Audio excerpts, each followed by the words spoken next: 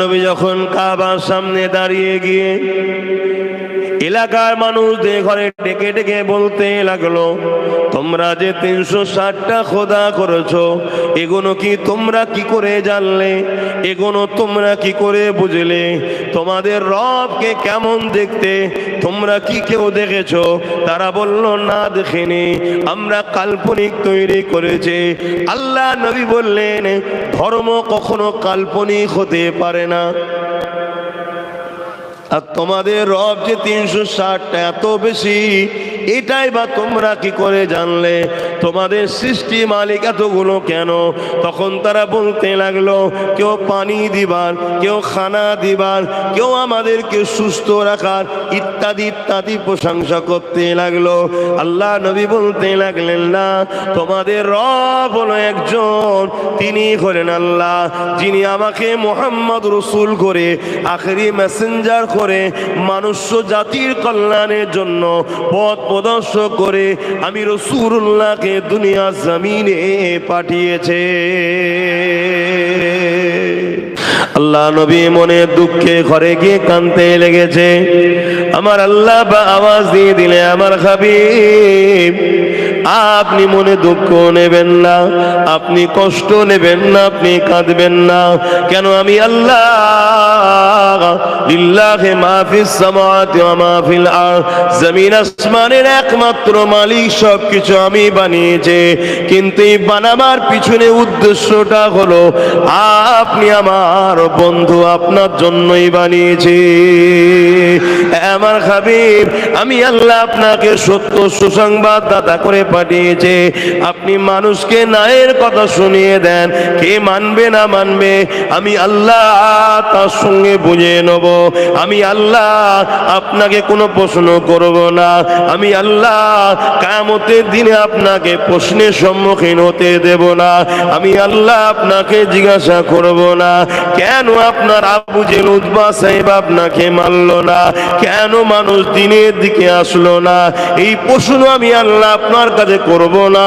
অন্য নবীদের কাছে আল্লাহ কিন্তু প্রশ্ন করবে, এ মুসা বলো, ফিরাউন কেন কলেমা পড়েনি? এ বলো, ইব্রাহিম তোমার উম্মত কেন, নমরুদ কেন কলেমা পড়েনি?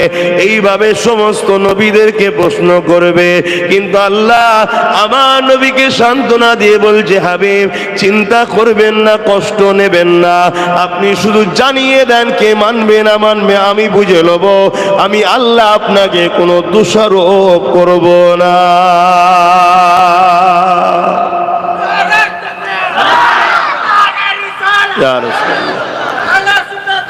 জিন্দাবাদ আল্লাহ।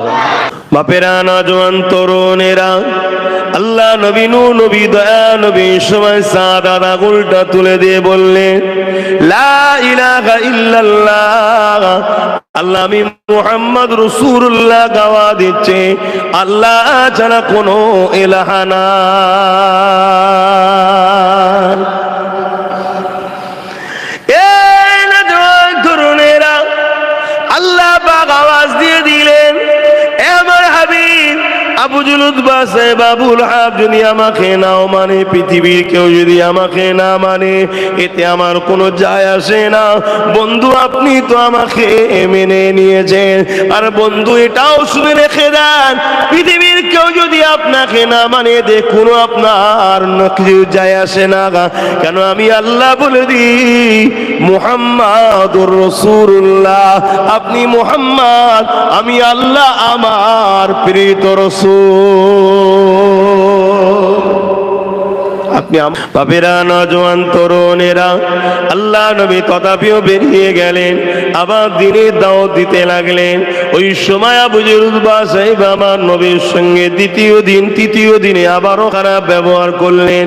আল্লাহ নবী ফিরে আসতে লেগেছে, আবু বকর সিদ্দিকের সঙ্গে দেখা হয়ে যায়। আবু বকর সিদ্দিক আমার নবী পাক যখন বললেন, আবু বকর আপনি আমার কথা মেনে নেবেন, আল্লাহ নবী বললেন, কি কথা বলতে লেগেছেন?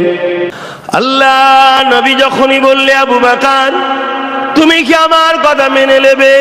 হযরত আবু বকর সিদ্দিক বললেন, কি কথা বলতে লেগেছেন?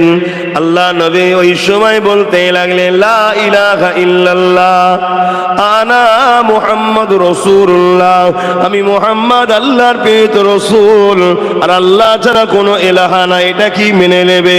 হযরত আবু বকর সিদ্দিক কোনো প্রশ্ন না করে হযরত আবু বকর সিদ্দিক আমার নবী পাকের হাতে হাত দিয়ে ঈমানে নূরে কলেমা পড়ে নবীর পাশে দাঁড়িয়ে যায়। বয়স্কদের মধ্যে, পুরুষ বয়স্কদের মধ্যে সর্বপ্রথম যিনি কলেমা পড়েছেন হযরত আবু বকর সিদ্দিক, জোরে বলুন সুবহানাল্লাহ। আর নারীদের মধ্যে সর্বপ্রথম যিনি কলেমা পড়েছেন হযরতে খাদিজাতুল কুবরা রাদিয়াল্লাহু তাআলা আনহা, জোরে বলুন সুবহানাল্লাহ। আরেকজন কলেমা পড়েছেন, বয়স তিনার তখন ছিল 12 বছর, কোন এতে আছে 8 বছর। তিনি হলেন মাওলা আলী শেরে খোদা রাদিয়াল্লাহু তাআলা আনহু, জোরে বলুন সুবহানাল্লাহ। আজ 72 দলের মধ্যে কিছু ফেরকা বেরিয়েছে, তাদের আকীদা হলো হযরত আলী হুজুর নাকি মদ খেয়ে নামাজ পড়েছে। শুনছেন? এটার বিছখানে বলে দিয়ে গেলাম। উনি 12 বছর বয়সে কলেমা পড়েছে। 12 বছর বয়স থেকে উনি ইসলামের পাবন্দি চলছে, তার উপরে কত বড় ইলজাম দিচ্ছে কারা? মুসলিম নামধারী বড় বড় মৌলানা। এই কথাটাকে নিয়ে কালকে অমুসলিমরা সমাজের মধ্যে বলবে একটা ফিকশন তৈরি করার জন্য, তখন কিন্তু আমরা আন্দোলন করব। আন্দোলন করবেন না? করবেন না? কেন বলল? জবাব চাই, জবাব চাই। ফটো নিয়ে মুখে জুতোর বাড়ি মারবে, কার্টুন তৈরি করে পুড়াবে। কিন্তু যখন আমাদের দাড়ি টুপিওয়ালা মলি সাহেবরা বলে, তখন প্রতিবাদ করো না কেন? প্রথম উচিত নিজের ঘরের দুশ্মনগুলোর বিরুদ্ধে প্রতিবাদ করা। তুমি নিজের ঘরের দুশ্মনকে যখন চাপকাবে, বাইরের দুশ্মন এমনি ভয় চুপ করে যাবে। এটা কথা এলো তো একটু বলে দিলাম।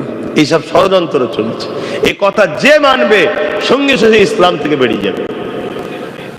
আর ইসলাম থেকে যখন বেরিয়ে যাবে, সে সংখ্যা যদি কোটি কোটিও হয়, তারা কখনো হকের পক্ষে কামিয়াবি হতে পারবে? এটাই হলো ইসলামের দুশ্মনদের পরিকল্পনা। তথাকথিত নামধারী বক্তা মলি সাহেবদের দ্বারা এমন কিছু কিছু কথা আমাদের কাছে শিখাচ্ছে যাতে আমাদের ঈমান চলে যায়।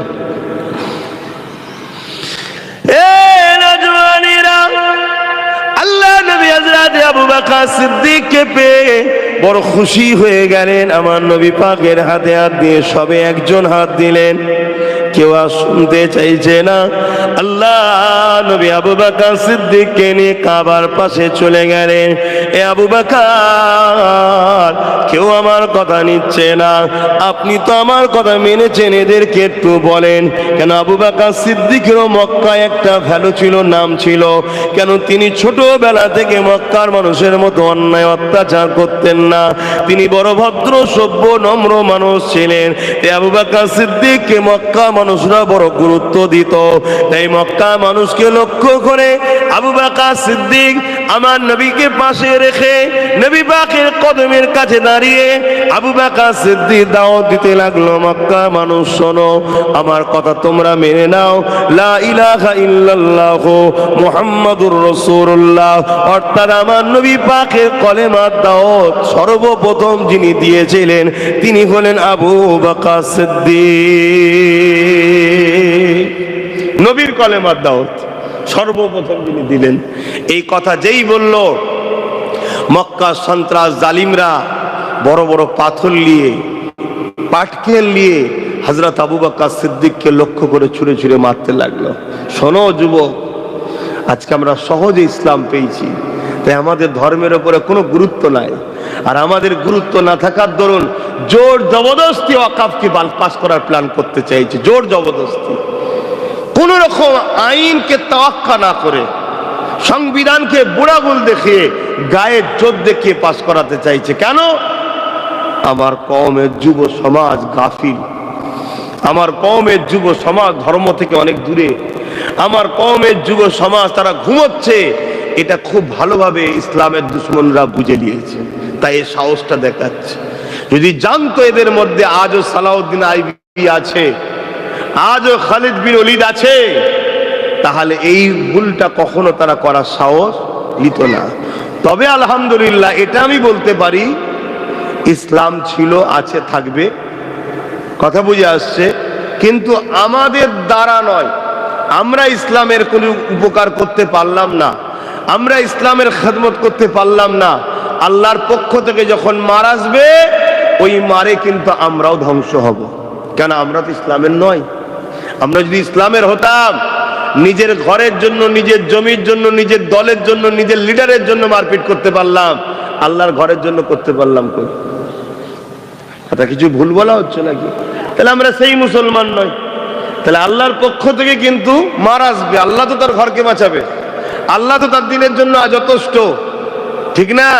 যেমন আমেরিকা চেয়েছিল আজান বন্ধ করে দেবো, আমি এখানেও আপনাদের বলে যাই, খুব শিগগিরই আমার দেশে আইন হবে, খুব শিগগিরই লাউড স্পিকারে আজান বন্ধ হবে, বক্সে আজান দিতে বলবে। খুব দেখবেন এর জন্য দোষী কারা?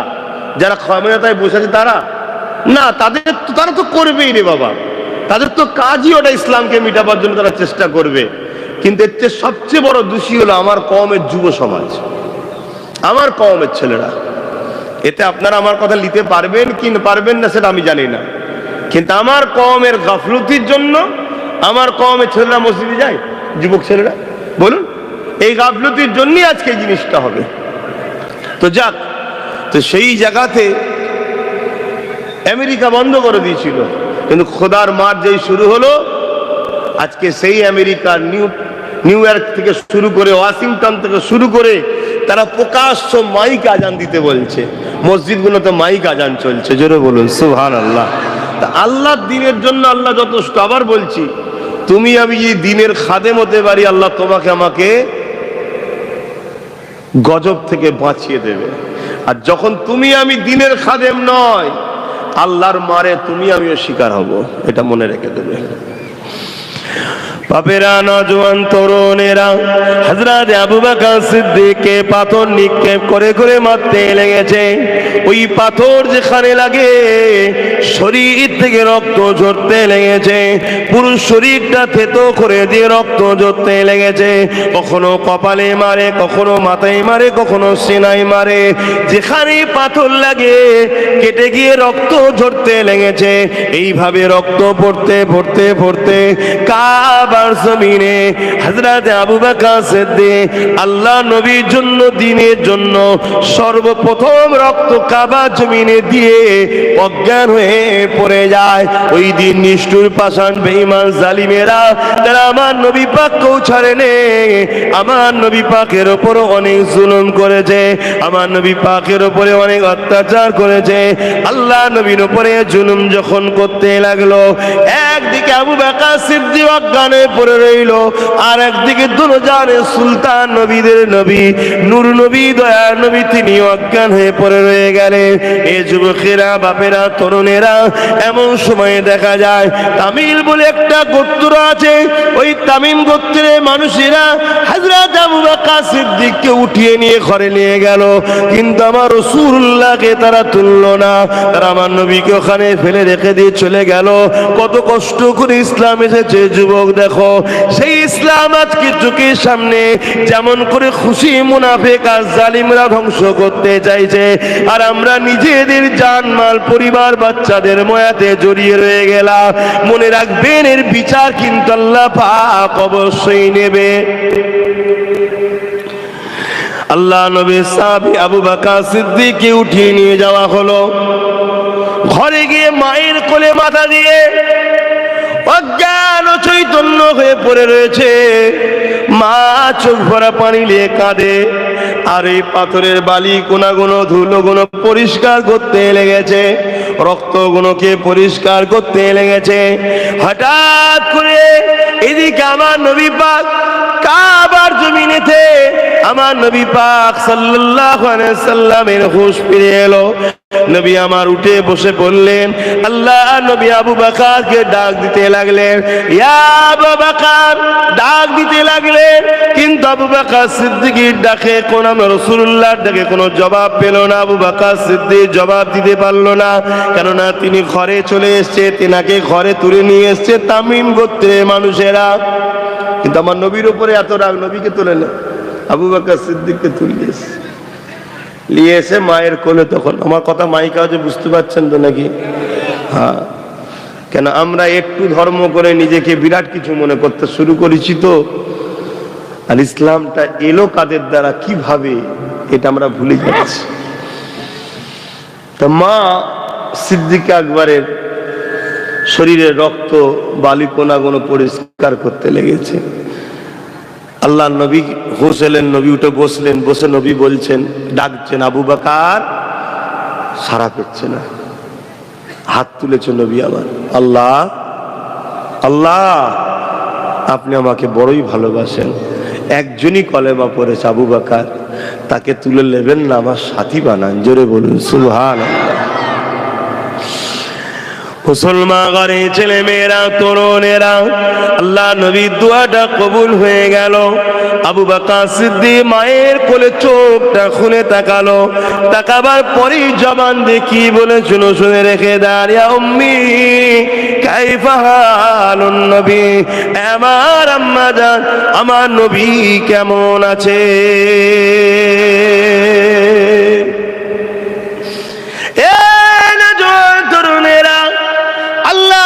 চোখ খুলে বলেছে আবু বকর, আর আবু বকর চোখ খুলে বলছেন হুজুর কেমন আছে।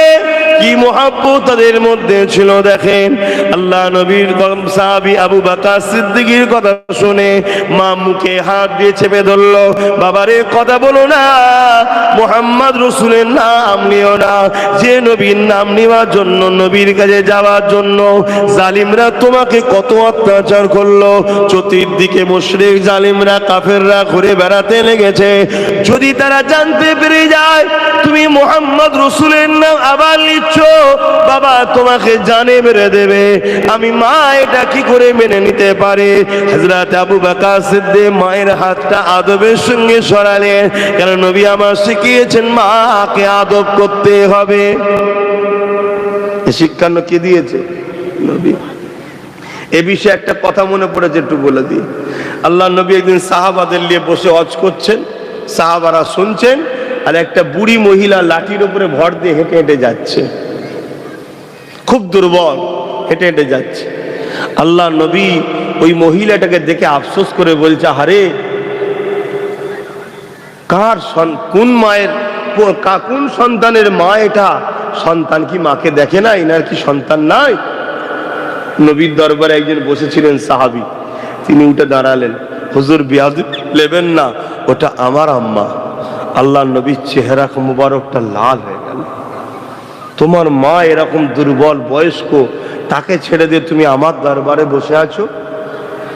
তখন এই সাহাবী বলেন, হুজুর আমার মা এক আল্লাহকে মানে না, ও লাত উজ্জা হবলের উপাসনা করে। ওর গলায় দেখুন লাত উজ্জা হবলের মূর্তি ফটো আছে। আমি ইসলাম কবুল করেছি হুজুর।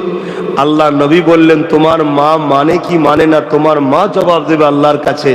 তুমি যদি মোহাম্মদ রসুলকে মানো, তাহলে মাকে সেবা করো। যে মায়ের সেবা করবেন এ স্বামী নবী আমার কেউ নয়। জোরে বলুন সুবহানাল্লাহ। মা অমুসলিম, ছেলে ইসলাম কবুল করেছে, তারপরও আমার রসুল শিক্ষা দিচ্ছে মায়ের সেবা করো। তার দিনটা তুমি মানবে না, কিন্তু সে তোমার মা হয়, তাকে তোমার সেবা করতে হবে। শুনছেন তো? আর আজকে মুসলিম ঘরের ছেলে হয়ে আমরা মা বাপের সেবা করি না, মা বাপকে দেখি না। কিরকম মুসলমান? নবী বলছে সে আমার কেউ নয়। যে মা বাপকে ভালোবাসে না সে আমার কেউ নয়। তাহলে এরকম লাখো মুসলমান আছে যারা মুসলমান দাবি করছে মা বাপকে ভালোবাসা না বাসার জন্য, নবী বলছে সে আমার কেউ নয়। এরকম মুসলমান আছে না? না। যে মুসলমানকে নবী বলছে আমার কেউ নয়, সে মুসলমান যদি নামাজ পড়ে, হজ করে, দান খায়রাত করে, কথা বলছে না তো কাজে লাগবে? নবী তো বলে দিচ্ছে আমার কেউ নয়। নবীর যে নয় সে কি আল্লাহর হবে? কেন আল্লাহ তো বলেছে যে আমার বন্ধুর হবে আমি তার হব। জোরে বলুন সুবহানাল্লাহ। কুল ইন কুনতুম তুহিব্বুনাল্লাহ ফাত্তাবিউনি ইউহিব্বুকুমুল্লাহ। কুল ইন কুনতুম তুহিব্বুনাল্লাহ ফাত্তাবিউনি ইউহিব্বুকুমুল্লাহ। বড় কাফলাম কুল অর্থাৎ হাবিব আপনি বলেন, ইন কুনতুম তুহিব্বুনাল্লাহ, যারা বলে আল্লাহকে ভালোবাসি, ফাত্তাবিউনি আগে যেন তারা আপনাকে ইত্তেবা করে, অনুসরণ করে। যারা আপনার ইত্তেবা অনুসরণ করবে আপনার হবে। ইউহিব্বুকুমুল্লাহ, আমি আল্লাহ তাদেরকে ভালোবাসবো। জোরে বলুন সুবহানাল্লাহ। আর যারা আপনার হবে না, আমি তাদেরকে ভালো, আর আমি যাদেরকে ভালোবাসবো, ইয়াগফিরু লাকুম যুনুবাকুম আল্লাহু গফুরুর রহিম। তারা যদি জুলুম অত্যাচার করেও ফেলে, অর্থাৎ গুনাহ করে ফেলে, পক্ষের উপর অত্যাচার করে ফেলে, তারা আমাকে বড় দয়ালু মেহেরবান পাবে, আমি তাদেরকে সব মাফ করে দেবো। জোরে বলুন সুবহানাল্লাহ। মা বাপকে ভালোবাসতে হবে। মান রাদি আনহু আলিদাহু ফালানা আনহু রাদিন। হাদিসে কুরসির মধ্যে আল্লাহ বলছে, যাদের উপরে মা বাপ রাজি, আল্লাহ তাদের উপর রাজি। জোরে বলুন সুবহানাল্লাহ। আর যাদের উপরে মা বাপ বেজার, আল্লাহ ওই সন্তানের উপরে বেজার। মা বাপকে পিয়ার করবেন, মা বাপকে ভালোবাসবেন। আমি জানি না আমার এই ভাইগুলো কেন বোঝে না। ও দেখেন না, এই মুরব্বীর পিছনে দেখেন লাইট জ্বালিয়ে ফোন তুলতে হবে। কি সমস্যা, এত করে মানা করি তাও কেন শোনে না কি জানি।